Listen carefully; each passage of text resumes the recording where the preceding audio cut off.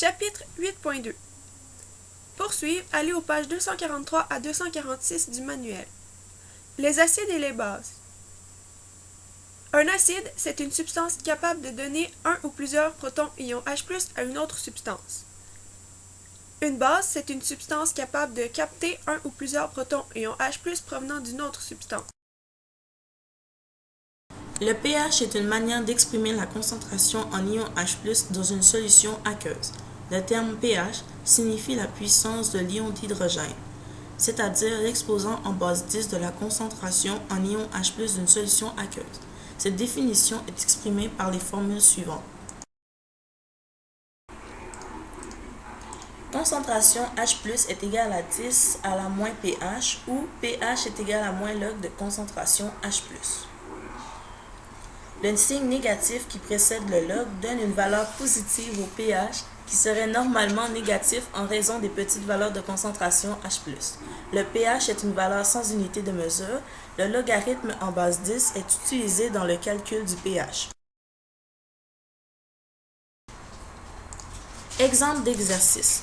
Quel est le pH d'une solution dont la concentration en ion H+ est de 2,8 fois 10 à la moins 4 mol par litre?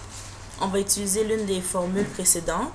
On va remplacer le 2,8 fois 10 à la moins 4 par la concentration H+, et on va faire le calcul, donc le pH est égal à 3,6. La mesure du pH s'avère utile pour déterminer la concentration en ion H+. Elle indique le degré d'acidité ou de basicité d'une solution aqueuse. Le tableau ci-dessous présente si une solution est acide, neutre ou basique selon son pH et indique sa valeur en concentration H+. Voici quelques exemples d'acides et de bases courants. Les définitions que nous avons utilisées pour les acides et les bases ont des limites. Premièrement, elles ne conviennent qu'aux solutions aqueuses. Deuxièmement, elles ne permettent pas d'expliquer le comportement basique de certaines substances comme le NH3. Pour chaque acide, il doit y avoir une base capable de recevoir le proton.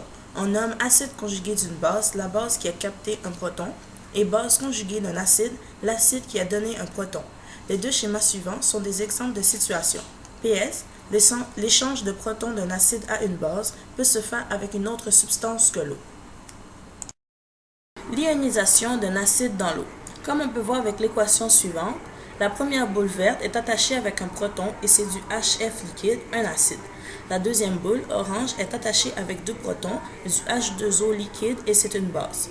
Lorsque ces produits se transforment en réactifs, la boule orange devient du H3O+ aqueux, un acide conjugué car elle a capté un proton ion H+, c'est pour cela qu'il y a un petit plus dans le coin, et la boule verte F- aqueux est devenue une base conjuguée car elle a donné un proton ion H+. C'est pour ça qu'il y a un moins dans le coin. Comme vous pouvez le voir, cette réaction est réversible. L'ionisation d'une base dans l'eau. Comme on peut voir avec l'équation suivante, la première boule bleue du NH3 gazeux est une base et est attachée avec trois protons. La première boule orange du H2O liquide est un acide et est attachée avec deux protons.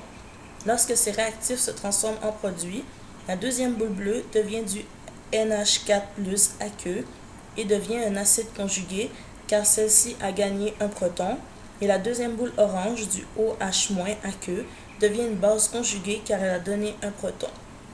Cette réaction est réversible.